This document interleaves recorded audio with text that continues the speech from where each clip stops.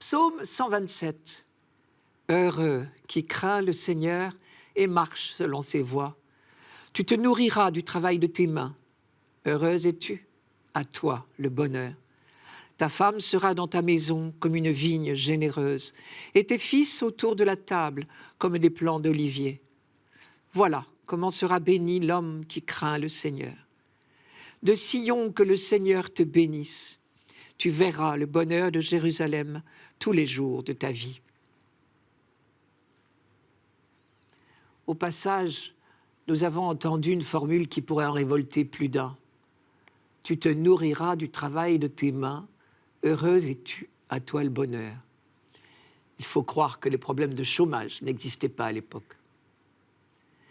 L'objet de la bénédiction de ce psaume peut nous sembler bien terre à terre, mais pourtant, l'insistance de toute la Bible sur le bonheur et sur la réussite devrait nous rassurer.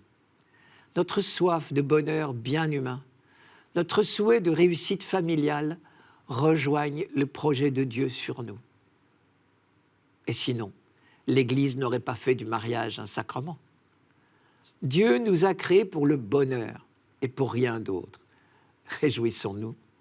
Et le mot « heureux » revient très souvent dans la Bible. Il revient si souvent même qu'on pourrait lui reprocher d'être bien loin de nos réalités concrètes.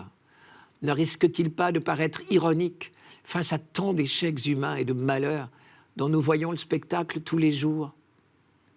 Vous avez remarqué certainement combien ce psaume, lui aussi, multiplie les mots « heureux », « bonheur », « bénédiction ».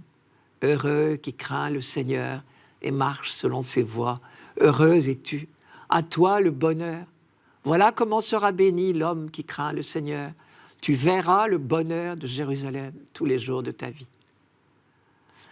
En réalité, le mot « heureux » ne prétend pas faire un constat, peut-être un peu facile, comme si automatiquement les hommes droits et justes étaient assurés d'être heureux. Il suffit d'ouvrir les yeux pour voir des hommes faire du bien et ne récolter que du malheur. Mais il s'agit en réalité du seul bonheur qui compte, c'est-à-dire la proximité de Dieu. En fait, le mot « heureux » a deux facettes.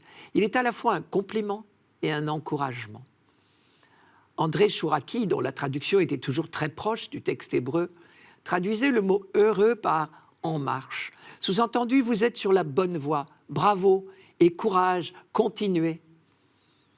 La particularité du peuple d'Israël est d'avoir su très tôt que son Dieu l'accompagne dans son désir de bonheur et lui ouvre le chemin. Écoutez le prophète Jérémie.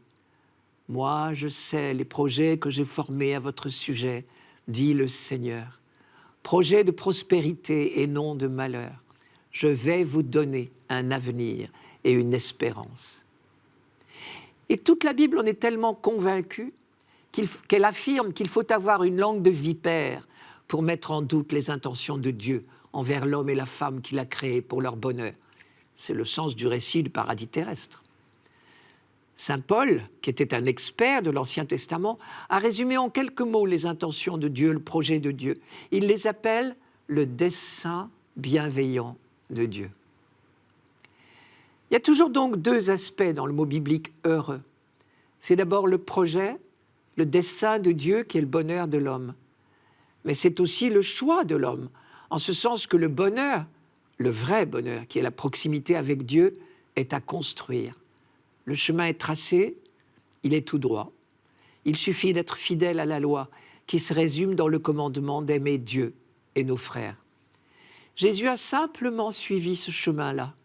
Je cite Saint Jean, « Comme il avait aimé les siens qui étaient dans le monde, il les aima jusqu'au bout. » Et Jésus invite ses disciples à le suivre pour leur bonheur.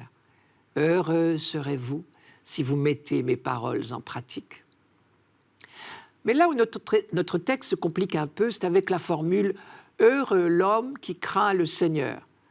Elle peut même sembler paradoxale. Peut-on en même temps craindre et être heureux ? André Chouraki encore traduisait ce verset de la manière suivante. « En marche, toi qui es tout frémissant de Dieu. » C'est le frémissement de l'émotion et non pas de la peur. Nous connaissons cela déjà parfois, lorsque devant un grand bonheur, nous nous sentons tout petits. L'homme biblique a mis longtemps à découvrir que Dieu est amour. Mais dès lors qu'il a découvert un Dieu d'amour, il n'a plus peur. Le peuple d'Israël a eu ce privilège de découvrir à la fois la grandeur du Dieu qui nous dépasse infiniment et la proximité, la tendresse de ce même Dieu. Du coup, la crainte de Dieu au sens biblique n'est plus la peur de l'homme primitif. La crainte de Dieu, c'est simplement l'attitude du petit enfant qui voit en son père à la fois la force et la tendresse.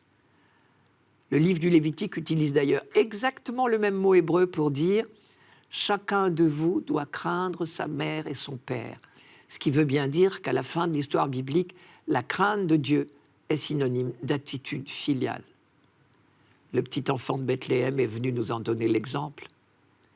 La foi, c'est d'abord la certitude fondamentale que Dieu veut le bonheur de l'homme et qu'il nous suffit donc de l'écouter, de le suivre avec confiance et simplicité, le suivre signifiant être fidèle à la loi, tout simplement. La phrase « heureux qui craint le Seigneur et marche selon ses voies » est en fait une répétition. Pour l'homme biblique, craindre le Seigneur, marcher selon ses voies, c'est synonyme. Quand tous les habitants de Jérusalem seront fidèles à ce programme, alors elle accomplira sa vocation d'être, comme son nom l'indique, la ville de la paix. Et c'est pourquoi notre psaume anticipe un peu et affirme « Tu verras le bonheur de Jérusalem tous les jours de ta vie ».